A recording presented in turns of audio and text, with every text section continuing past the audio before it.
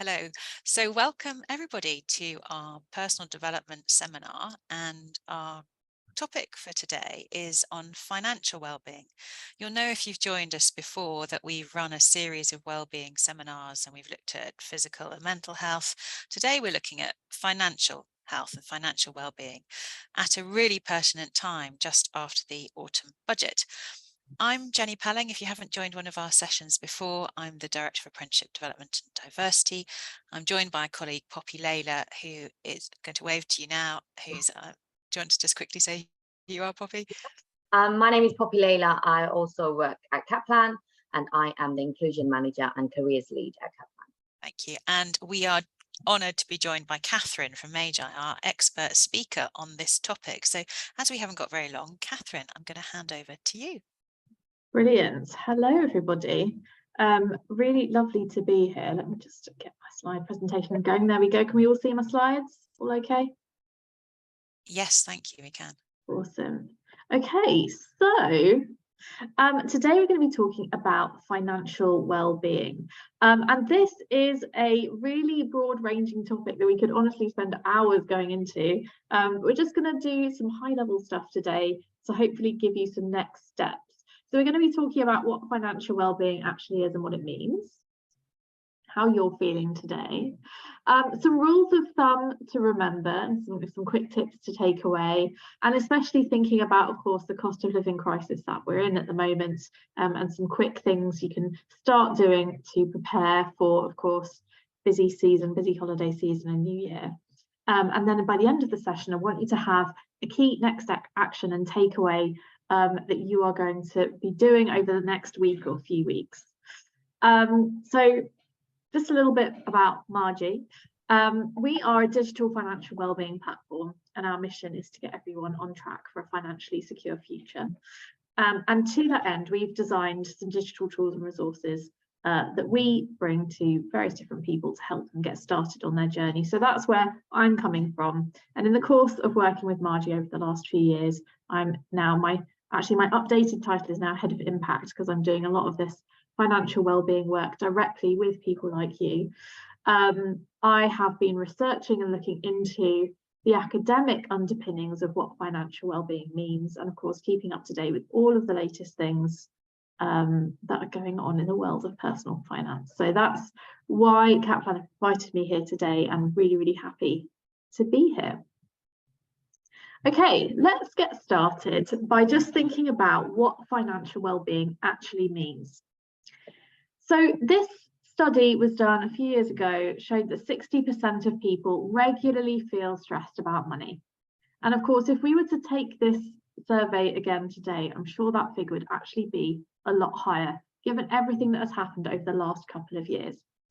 And I'm showing this stat because if you are out there and you're thinking, yes, I sometimes regularly feel stressed about money, you're definitely not alone. And hopefully the work that we're going to start today get you on that first step on the journey to feeling less stressed and feeling more confident. If, on the other hand, you are one of those people sitting out there who's in the other percentage and you actually feel like, yeah, I've actually got things sorted, I feel quite confident, that's great. Very, very happy for you. But of course, financial well-being is a journey. It's not something we're going to do overnight. And even if you are lucky enough to be in a great position right now, there is always something we can be doing, working on and improving. So there's something for everybody, hopefully, in today's session. So when we talk about financial well-being, I think it's really useful to break it down into its component parts. And this is one of the things that I looked at when I looked at all of the research that's been done on financial well-being. The definition of it has evolved over time, because it's not actually just about the money that you have in the bank, although of course that is part of it. But you could be a very wealthy person and have poor financial well-being, in fact, because it encompasses all of these different categories. The first one is your financial resilience. So this is all about how well protected you are against shocks to the system. So if we think about the last few years, if we think about what happened during COVID, for example, some people literally lost their livelihoods overnight and weren't eligible for the kinds of protection that the government put in place. So for those people, if they didn't have any buffer, then they were in a very difficult position indeed. And perhaps you know someone like that in your life. If we think about what's going on right now with the cost of living crisis as well, we don't have some kind of buffer, if we don't have some kind of cushion, changes to what's going on economically can really have a big impact on us. So financial resilience is all about how well we can get through tough times. Then we have money management, and this is your day-to-day money, money habits. So things you're doing all the time: spending, saving, borrowing, budgeting, anything to do with debt. Just things you're doing every single day, basically.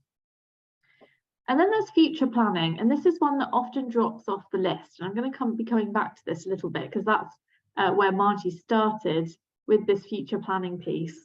So something really important not to forget, those long-term goals, whether that's a big life goal, whether that's in fact retirement and the end of our working lives. And then we have money mindset. So this is about how we feel about our money. It can be our confidence, it can be our attitudes.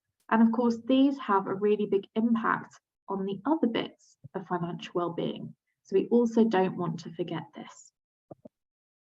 With our mindsets in mind, hopefully you can all see well enough my blob tree here. It's a tree with some little blob people. And I would like you to pick which blob you are today when you're thinking about your financial well-being.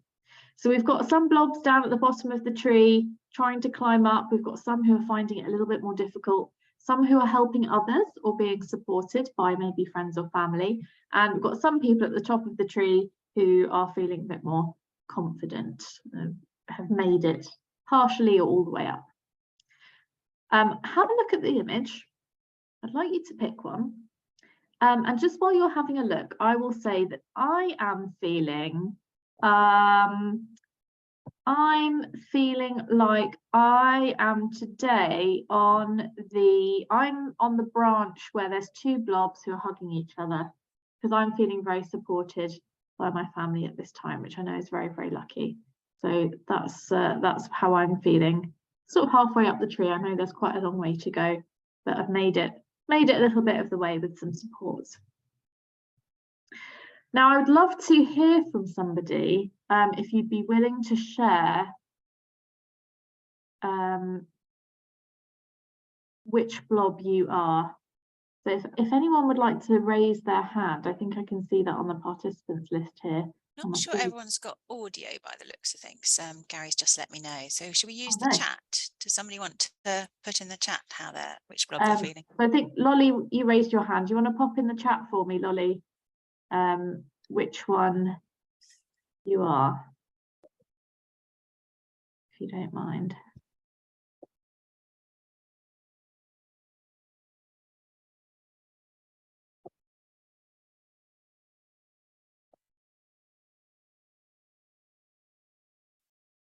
Actually, I'm going to make myself host and I can try and Lolly, I can on the mid platform on my own, climbing the tree. Brilliant. Yes, I'm sure that there's lots of people there actually making our way up. Yeah, supported by my family. Brilliant. Hugging the tree, getting a leg up. Excellent. Hanging on. Yes, I'm sure there's lots of us feeling that as well, actually. That clinging on, that trying to make it, but actually things are quite difficult. So definitely not alone there on the first branch reaching up. Brilliant.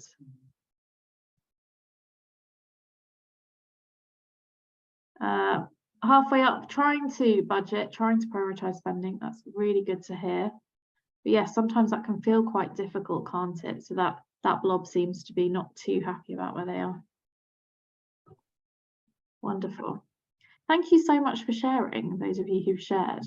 I know it's a little bit vulnerable to share how we're feeling, but I think it's really useful to measure where we are, and then we can think about where we want to get to, because of course all of us are trying to get higher up that tree of financial well-being.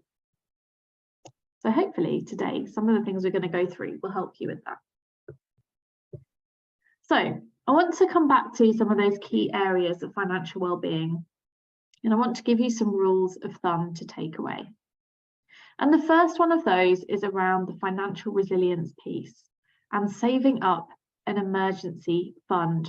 So remember I said that if something happens, something unexpected, it's good to have a buffer. Now those unexpected things can really be anything. It could be something happening with your job, it could be something happening with your family, it could be something happening with your health, all sorts of things that we might need to have a little bit of a cushion for. And experts recommend having between 3 and 6 months worth of expenses saved up.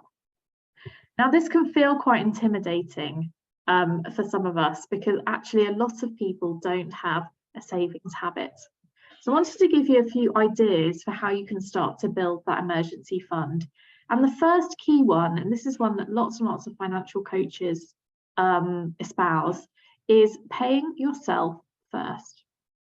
Now what that means is that when you receive your salary, rather than spending everything for the month and then saving what's left over, and I have to say I still do that, you should pay yourself first. This for me is going to be my big resolution for the new year. What that means is that you should put that money into your savings as soon as it comes into your account, because it's so easy to spend, and you get to the end of the month and there's not very much left over to actually save. So prioritize those savings. And a lot of bank accounts will actually let you set up an auto savings system. So that might be by direct debit, or it might be that the savings account you're using actually just has an easy way to set that up. But that you can set that to go as soon as you get paid. That money is definitely going in. There are also, I will mention, some auto saving apps. Two that I know of are Chip and Plum. Two separate ones, Chip and Plum. They go by a kind of algorithm. So they will have a look at what's in your account and they'll just automatically transfer money. I mean, you need to be prepared for that to happen. But I know some people who've used those have found those super helpful in terms of getting a little savings pot together. There are also some other features you can use on different bank accounts that are doing roundup savings.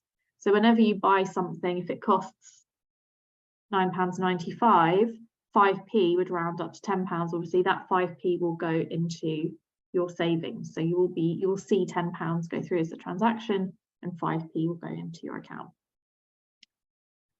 Another thing that you might want to have a look at is pots, buckets, sub accounts, vaults. They have all sorts of different names, but these are increasingly being introduced by online banking providers. So have a look, see if your bank has this. I know that more modern accounts like Monzo or Revolut tend to have them. These can be quite useful because you can actually divide up your money between these different pots to set very clear spending limits for yourself. So you can have a pot for food, you can have a pot for going out, you can have a pot for holiday, and you're not going to spend you're not going to spend your general money on these things. Some people even do physical cash in envelopes. It's called cash stuffing, but that of course has a bit of security risk if you're keeping loads of envelopes of cash in your house. So I wouldn't necessarily recommend that one unless you're very, very secure in your flat or your house. But just to say that those things can really help you. Again, this idea of not spending the money that's allocated for your savings. And then the other thing to think about is having the right form of savings account for your emergency fund. Now, your emergency fund is for emergencies. So this needs to be an account that you can access. And so it needs to be an instant access account, ideally, which means that you might not have the best level of interest on that, because instant access accounts tend to have a lower rate of interest. When you go beyond your emergency fund, so if you're thinking about saving beyond that, then of course different types of savings account might be more appropriate for you. So you can also get a limited access savings account. Those might be a fixed term. or you can only access them every so often, or when you order the money, it will take time to come. Those usually have a higher rate of interest, but just be prepared for the fact that you won't be able to get your money instantly, or you'll only be able to access it so many times during the year. You might have heard of an ISA. An ISA is what's called a tax wrapper, and basically it means that you can save a certain amount, £20,000, into your ISA without needing to pay tax on the interest that you've earned. Actually, for your other savings accounts, you're probably unlikely to be earning that much interest to have to pay tax. But anyway, it's just worth bearing in mind. You can get one of each type of ISA, and you can have a cash ISA, for example, or you can have a stocks and shares ISA. Now, if you're going to go into the stocks and shares, that's actually investing, and that's kind of a next level of advanced saving, where you can get greater return for your money, but there is also risk involved. So before you start getting involved in the stocks and shares, it's really important that you've got your emergency fund set up and that you have a little bit of a research and think about what you're doing before you get started. The other important thing to say is that when you start going into the stocks and shares, that needs to be saving for quite a long time. So ideally 5 or 10 years plus, because the return that you get from investing is best over that longer term. So your instant access or limited access accounts or your cash ISAs, those are going to be better for shorter term savings. And if you want to go to longer term stocks and shares, you could start thinking about that. And if you didn't know about the lifetime ISA, this is also a really good one to learn about. The lifetime ISA is a cash ISA that actually gives you a bonus on your money, but it can only be used to save for 2 different purposes, and you can only have one. So you can have a lifetime ISA and you can use it to purchase your first home, or if you don't purchase a home or you've already purchased a home, you can use your lifetime ISA to save for retirement, and you can access that money at 55 plus. And the government will actually put in 25% bonus on your savings. There is a cap there. They're not going to put in millions of pounds for you, but it is just a handy way to save. So if you're saving for your first home, that's one I'd really recommend looking at. Okay, it was a little bit on financial resilience. Let's come to building your budget, because we already had in the chat that someone's thinking about budgeting. So a really great rule of thumb is to think about the 50-20-30 method.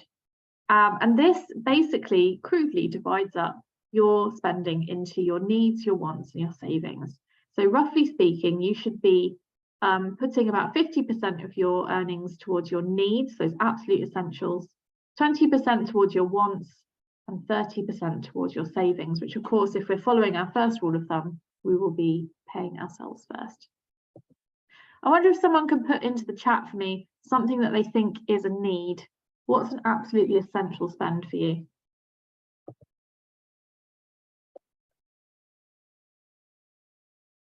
Yeah, so housing, mortgage or rent. Yeah, bills like fuel and utilities. Yeah, food, absolutely. So all of these things we just need to survive, right? We need to have a roof over our heads and we need to have food. Fuel's an interesting one. For some people, that might be a want rather than a need. Some people don't need to have a car. Some people do. It really depends on your lifestyle. What's a want? How do we differentiate a want and a need?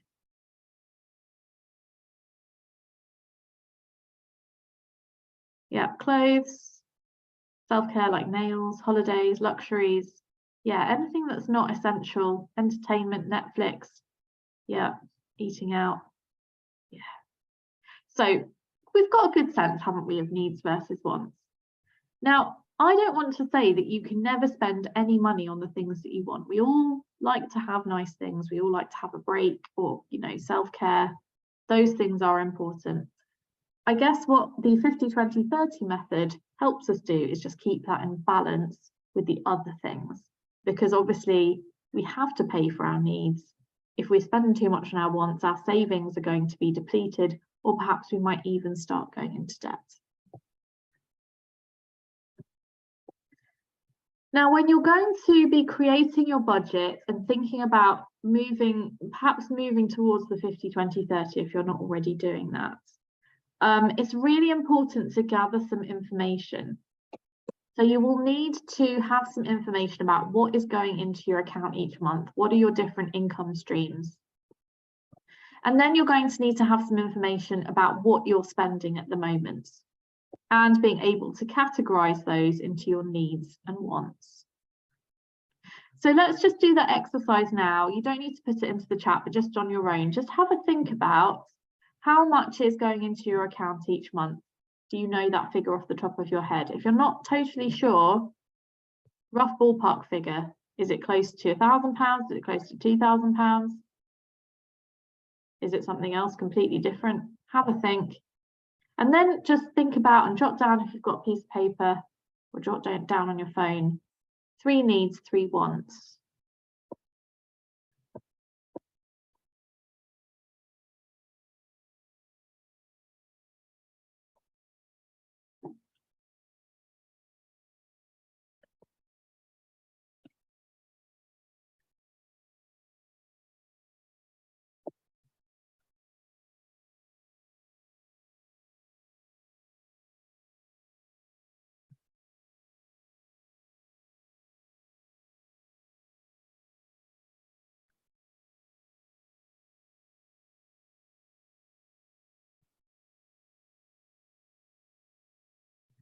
So that is giving you a start and the bare bones of creating a budget.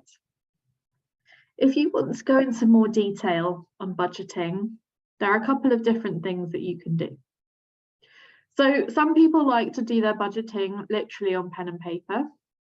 So just going through, you could get your bank statement, you could write down a list of everything. You could just have your simple incomings and outgoings, divide it into those categories. So some people work best pen and paper. Some people like to use a spreadsheet and actually note down, again, from your bank statements, copying over the different transactions, thinking about the categories, making sure those balance up. Or you might use an app. There are a few different budgeting apps out there, so you can have a search for them. They will usually use open banking. So open banking is a technology that allows you to connect your bank accounts to an app. And this is something that Margie uses because we actually have a budgeting tool in our app. But you can download basically all your transactions or all transfer across, and you can see them automatically. There are a good few out there. I've used some like Emma and Nova, for example. But lots will come up when you search for them, and those can make it easier if you feel comfortable doing that on your computer or phone. Okay, next rule of thumb, we thought about our money management, we thought about our financial resilience, future financial well-being, saving into your pension. So you might be tempted right now to opt out of your pension. We are seeing more and more people taking this option, and that is a really sad thing to see, because saving into your pension, into your workplace pension, is one of the best ways to prepare for your future.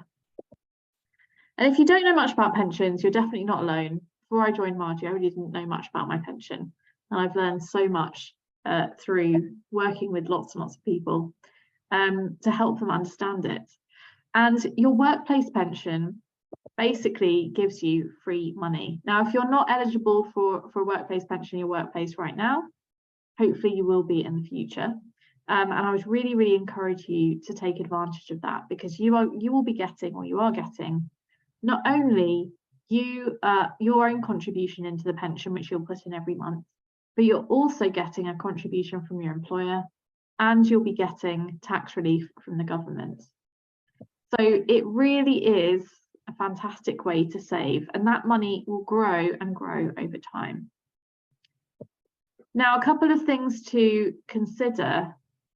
At the moment, there is a default minimum savings rate which for most employers, so the default minimum is 8% of your qualifying earnings, and most employers will stick with that. There might be a couple that give you a little bit more, but most of them are going to be giving you that much.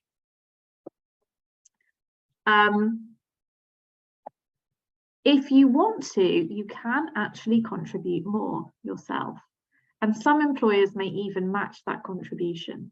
So double check if your employer has that. If not, I'd still recommend contributing more, because experts recommend contributing between 12 and 15% of your salary as your contribution. And that will help you build towards a comfortable lifestyle in retirement. Most of us are just simply not saving enough. The other important tip, and this is one for you to take forwards in your career journey, is not to lose track of your pensions, because each job that you go to now is required by law to have a pension scheme for you. So I think the average amount of jobs in our lifetime now is 6. Probably a lot of us will have more than that. That's 6+ pension pots that you might need to keep track of. So don't lose your records. Make sure you keep a record of who your pension is with, and don't lose your money. It sounds silly, but there are actually £20 billion in lost pensions out there right now. That's people who just didn't take their money. Might be a small amount for each person, made a few £1,000s here and there, but it's their money and they just never got it because they forgot they had it. So keeping those records, really, really important.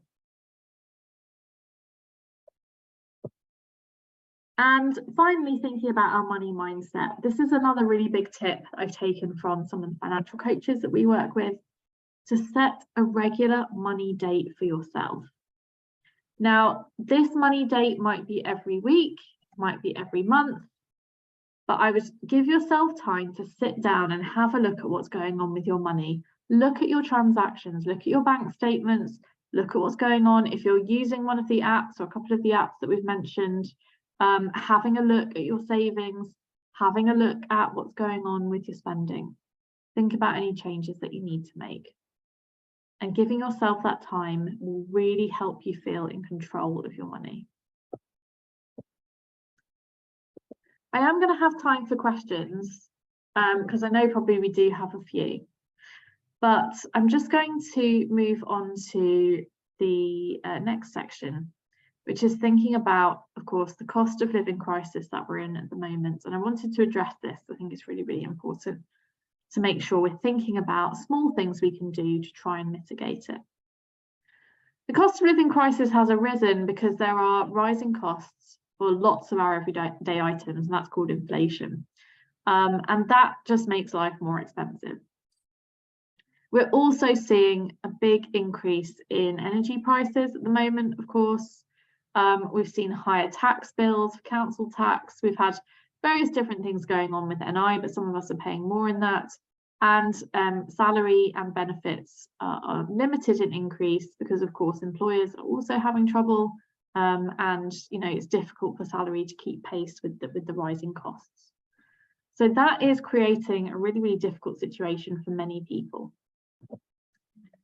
So what can we do to try and mitigate this? First thing is to definitely make sure you're on top of where your money's going. So if you haven't been budgeting already, I would really recommend you to start doing that. Whether you're going to do it on pen and paper, as I said, or whether you're going to get on the apps and do it electronically, understanding what's going on with your money is a great place to start. The next thing I would urge you to do is to revisit your subscriptions. In the chat, just type me if you have a subscription. Could be Netflix, could be Amazon, could be Spotify, could be the gym. Yeah. Could be an app. Yeah. Brilliant. There are loads of people have a subscription. I have a few as well. Have you actually sat down and looked at your list of subscriptions? And have you worked out how much these subscriptions cost you? Not on a monthly basis, but on a yearly basis. And have you actually looked at Is every single one giving me value? It's so easy to sign up for stuff and actually, you know, do we need all of them at a time when it is more costly? Danielle checks monthly, which is brilliant. At a time when it's more costly, do we need them all? And I think these are some of the hard questions we have to ask ourselves. Sometimes people have subscriptions they don't even know about, so definitely worth checking. And then I also want to just mention a few places that you can go to get support, because I think it's really, really important before we let things get out of hand to actually reach out and get help. I think all too often, especially when it comes to money, we feel awkward talking about it. And especially in British society, we're not used to having conversations about money. So I'd really, really urge you to reach out and get help. It's not embarrassing. No one's going to judge you. Don't let it get to the point where things are really, really tricky. So I'll just point out, actually it's the last one on this list, I'm going to point this out first. There is actually a Kaplan safeguarding team, safeguarding@kaplan.co.uk. You can reach out to them if you need help. And they will offer you support with what's going on. So I wanted to highlight that as a really, really crucial lifeline. If you have a more specific problem, so if you or someone you know is struggling with debt, Step Change is a really good organisation to speak to, and they will actually support you in putting a plan in place to make changes. And for more kind of legal advice, Citizens Advice is a good place to go. If you are a single parent, I don't know if that applies to anyone on the call, but if you are or you become one, Gingerbread is a great charity for supporting you specifically around especially what benefits you might be entitled to and what other help you can get. And of course, if you are really stressed and anxious about money, it can have a big impact on mental health. So a mental health organisation like Mind is another good place to go. We have whizzed through lots of ideas there. And the kind of last part of the session is choosing our goal. But I'm actually just going to pause there to ask if anyone has any questions on the rules of thumb. We had one question about increasing income. So this is an interesting one because, as I said, you know, lots of employers aren't able to increase our incomes at the moment, and this person has highlighted a very particular circumstance in terms of their training and being able to access a pay rise. So boosting income, there are lots of bits of advice out there, and it really depends on your skills, your existing skills, and how you could leverage those, and other time and energy that you have. So I'm not saying that everybody needs to have 2 or 3 side hustles, because I know that's tiring, but it is an option that's there for us. So if you have a particular skill, let's say in teaching, there are loads of ways now to teach and tutor online even. And even tutoring English, there's a great website, italki, which is for language tutors, something like that you can have a look at. You know, you will need to put some time into actually preparing for that and managing it. That could be a way to earn extra income. If you have skills in, I don't know, coding or design or marketing, there are sites like Fiverr or Upwork where you can actually get sort of small tasks, freelance tasks, and you might be able to find other freelance things as well. I'm going to put something in the chat here. Do you need to hold a teacher qualification to teach foreign language? On italki, no, you don't need to have that kind of qualification. I'll just put italki in the chat so you know what I'm talking about. But there are a few different similar ones, as like Preply, other ones like that. There is a Reddit forum called Beer Money. Actually, go on the UK one, Beer Money UK. as with all Reddit forums, you do sometimes have to filter the posts there to find useful ones. But basically, they post about small things you can do. And I know a lot of people are getting into these now, but things like surveys. So user interviews, user research as well, kind of vox pop surveys. All of those things can give you small amounts of money. A very, very common one is YouGov, for example. You can do little surveys and you can build up to getting a £50 payment. And in my experience, it takes several months to get there, but £50, not going to say no. So there are small bits and bobs you can do. There are, of course, there are kind of offers.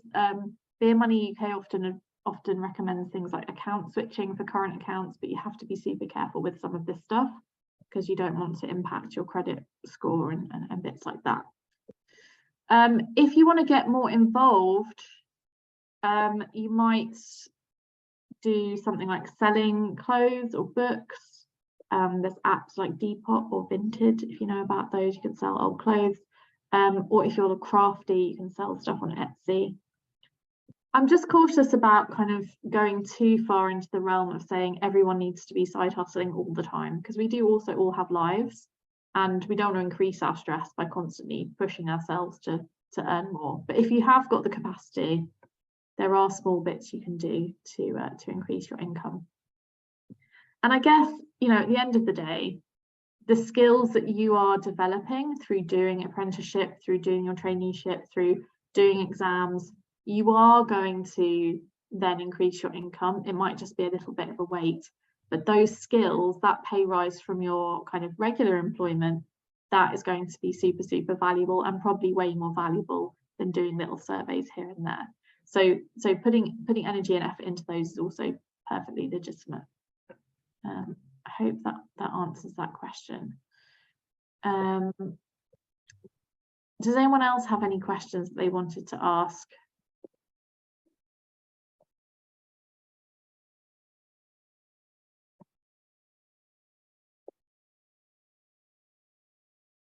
Okay. All right, we've got a few more minutes. So we've talked about loads of different things. We've got loads of different ideas and places to start with our financial well-being. So I want us to now think about our next steps. The first thing I want you to think about is your goal. What is it that you want to achieve with your finances in the near future, and how do you want to feel about them? If you've got a piece of paper nearby or again on your phone, write down what your goal is. And near future, I'm talking about, let's say 3 months. The next 3 months, what do you want to achieve?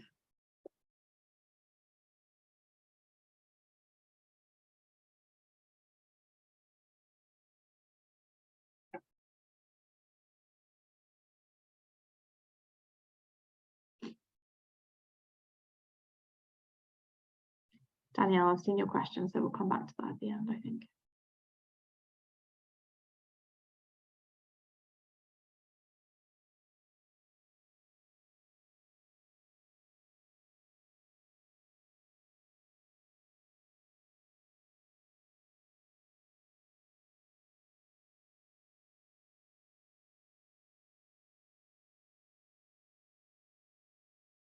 Okay, if anyone would feel comfortable sharing a goal in the chat.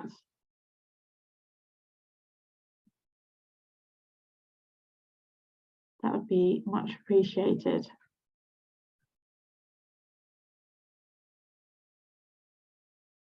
Is there anyone who feels comfortable to share a goal?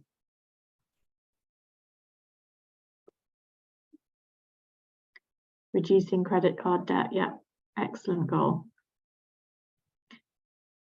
And that does tie in very nicely with Danielle's question about debt versus saving, and Kaz's answer was very good. The interest that you're going to be spending on debt is going to be more than you'll earn through saving. So definitely paying off debt is a very, very good thing to do before you start getting onto your emergency fund.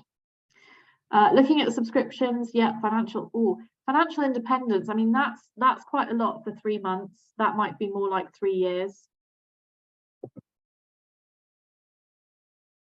But I can see lots of goals here around building our stability, getting some savings together, getting that resilience together. Okay. And hopefully when we think about that other question, how do we want to feel? Hopefully that's going to make us feel more secure and more confident. Okay, next bit of choosing your steps. What is happening at the moment? What's the reality for you? So let's take our goal as an example, to build a 3-month emergency fund. What's your reality right now? What do you have? What's holding you back? What's going on for you? Just make a note underneath where you've put your goal.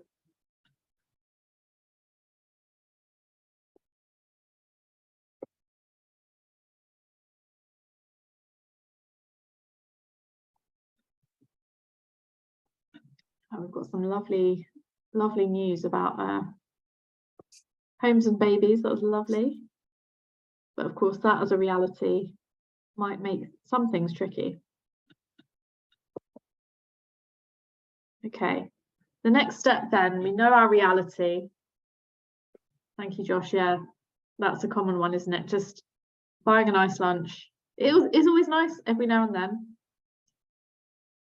What are some of your options? So I want you to write down a couple of ideas now. What are some things that could help you move closer to your goal? And then I want you to pick one next action that you're going to do this week.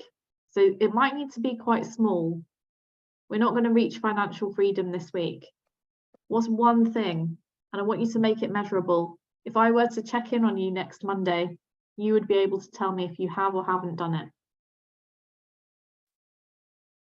If you feel comfortable to put your one action that you're going to do by next Monday into the chat, that would be amazing. Risa said, delete my Amazon app. That is a measurable thing you could do by next week. Yeah. Yeah, get a list of the direct debits. Yeah, so starting to get that info together, very good thing to do.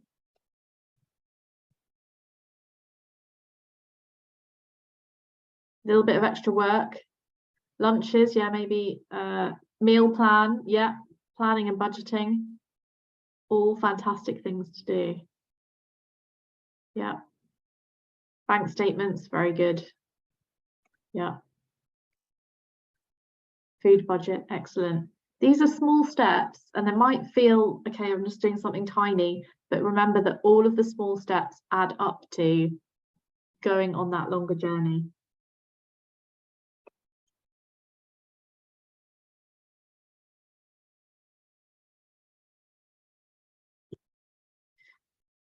Excellent points. That sometimes if you've got a subscription that is in a contract, sometimes, yeah, you might get a penalty if you're coming out of your subscription early. So it's really worth double checking those. I would say at the moment, you have quite a lot of leverage. These companies are frightened about you giving up your subscription. If you're able to cancel without being penalised, sometimes they will actually get back to you with an offer. That happened to me recently with Now TV. I cancelled that and then they got back to me and they said, okay, we're going to give you 3 months for half price. Up to you, obviously, if that fits in with your budget. It might be that you call them up and you say, well, I'm going to leave unless you give me a better deal. That also happened to me with my internet subscription, that they rather than doubling the price because I said I was going to leave, they actually kept it at the original price. But do check. We obviously don't want you to get a penalty for changing. Okay. You've got your one action. So having a look at the blob tree, I just want you to think about where you've got to with your blob tree. Are you on the same blob?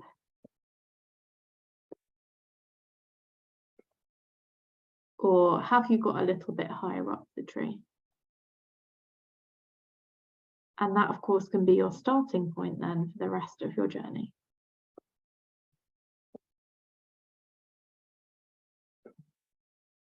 Good. Yeah, you might not have been able to move just in this session, but hopefully when you've taken those steps, first steps, it's going to help you make a movement. Now I know that we had a questionnaire put into the session earlier from Kaplan. I also have a questionnaire, if you wouldn't mind filling that in, just so that, oh, I've got pasted that twice, just so that I know a little bit more about what's going on with you as well. If you have any other questions that you'd like to ask, I'm happy to take a couple now. I think we've just got a couple more minutes. Is that right, Poppy? Yeah, that's correct. I think we had somebody ask a question to you in the Q&A, Catherine. Yeah. Can they contact you directly by any chance, or is there an email they can? Yeah, I've answered. I did cover that one about the pay rises. Yeah, if you want to get in touch with me, I don't know, Poppy. Actually, I'll put my email address into the chat here, and you can reach out. We also have a chat feature on our Margie website, which you can also use to send me a message if you'd like to, if that's easier. But you can just pop me a direct email as well. And yeah, hopefully that's given you some ideas to get started. And thank you very much to Kaplan team for bringing me here today. Catherine, no, thank you to you. That's been so practical and really beneficial, and I'm sure you'll see some thanks coming to you shortly. And thank you to Margie for, giving all of that support as well, and information and insight. So I think people have taken an awful lot away from that. So just to remind you, do complete Catherine's survey as head of impact. She's going to need that. Yeah. And for Kaplan, for us, so that we know, the one I sent, what you'd like us to cover. We're planning for 2023, so let us know what would be really helpful to you, and just wish everybody a non-gloomy rest of day. Yeah.